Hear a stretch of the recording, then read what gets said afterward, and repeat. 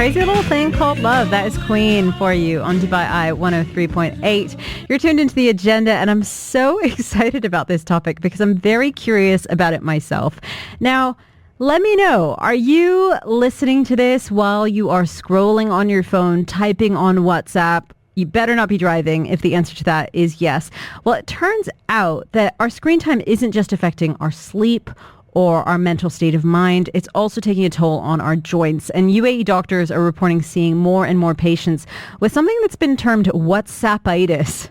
Now, of course, it's a term that sounds like satire, but it's real. It's a modern-day repetitive strain injury that's caused by excessive texting and scrolling and phone use. So to join us to explain how serious this condition actually is and what we can do about it is Dr. Kutaiba Salam. He is consultant orthopedic surgeon at Adam Vital Hospital.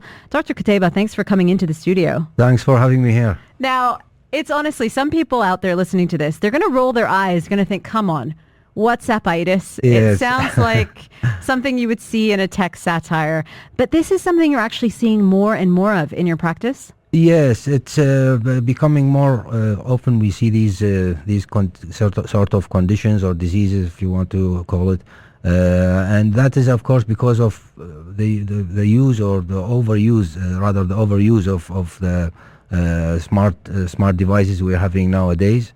And also, getting away from the detachment from the social circle and around the clock long working hours. That makes it more and more that you need your phone and your smart devices always in somewhere near you. Yeah, and from a physical point of view, how does this actually present? How does somebody out there listening know that they might have a problem? Yes.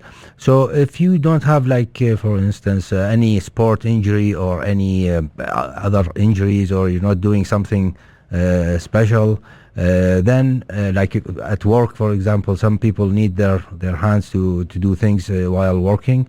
Then it's rather a problem with the WhatsAppitis. So if there is no injury or no reason that you're having pain or some discomfort or some movement restrictions in your hand or your fingers, then it could be the condition. Now, for a while, we've known people who maybe type on a computer too much might get something called carpal tunnel. How is this different? Right.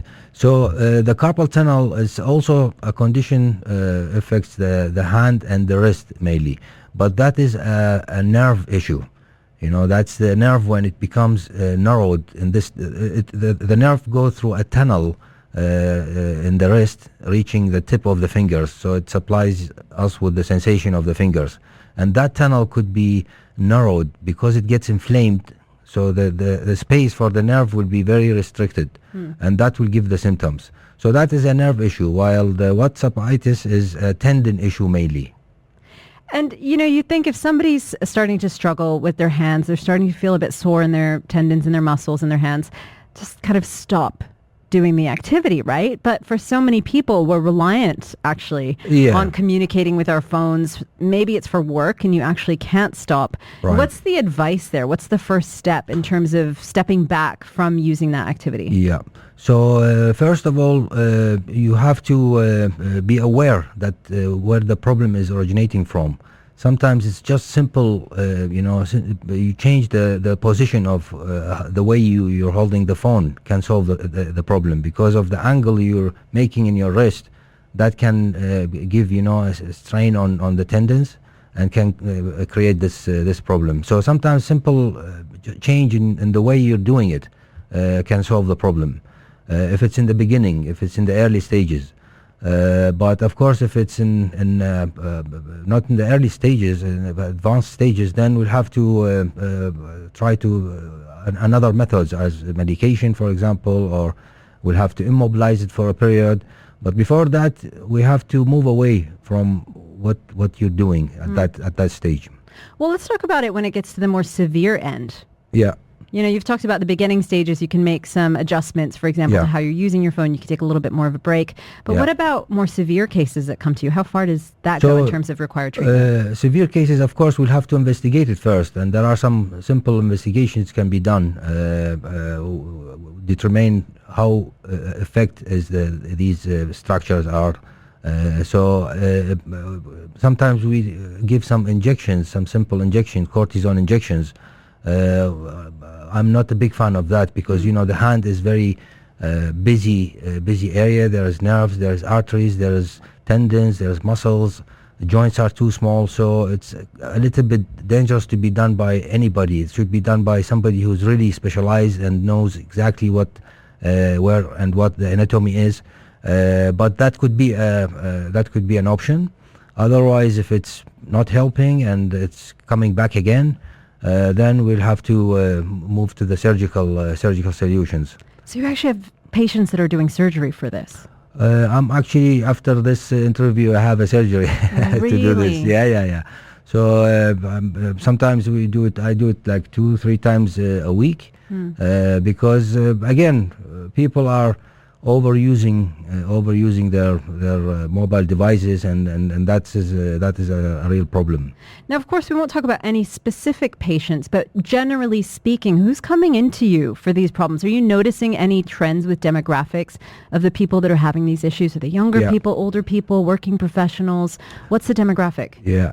I can say that it's very spread. Like we see it in the teenagers, we see it even in the small kids. We see it more often in the younger people. I would say between 20 to 40. But there are some other conditions which makes it even worse. Like if somebody is predisposed to have arthritis, or they have rheumatoid arthritis or gout. That will make it even worse. If they have like a predisposed medical condition that make this problem even worse. But we see it in almost everybody, yes. Well, talking about almost everyone, just a final one for you, Dr. Kutaiba, is for those of us that maybe don't feel that specific pain in our hands. Yes. There's still probably better phone use hygiene when it comes to our hands. Are there certain tips that you can offer to everybody out there who's listening, even if they aren't having that specific WhatsApp-itis issue? Yes. What can people do? So I said you can use alternatives not for the smart devices, but there are some kind of holders like the ones we're having here in the studio. I'm not holding the mic myself, right? Yeah. It's on a stand. So that can be also used at home, for instance, not at work if somebody doesn't have the possibility, like putting some arms or holders beside their bed. Yeah. We don't recommend that, of course, because there's another issue can come from using this, the radiation from the phone, from the screen. But that could be an option, and always try to be moderate with the things you're doing. Like you try that we need the phone, we're using it, keeping in touch with the social media and everything. But you can spare some time, like to watch a TV, for instance, or have a simple walk, or do something else, Maybe this is making a case for all of those people who like to send really long voice notes. I know a lot of people out there hate it. That's a very good option. This might be something that they can say, listen, I sent you a 3-minute voice note, but it's for my hands. Yeah, that's for, as we were talking before we were on air. Those who are texting a lot, that would be a really good option, using the voice note. Your voice, right. That's as simple as that. Thank you so much, Dr. Kutaiba. It's really interesting stuff. Thanks for coming in. Thanks a lot. Thank you very much. That's the voice there of Dr. Kutaiba Salam, consultant orthopedic surgeon at Adam Vital Hospital. More of The Agenda is coming up next on the UAE's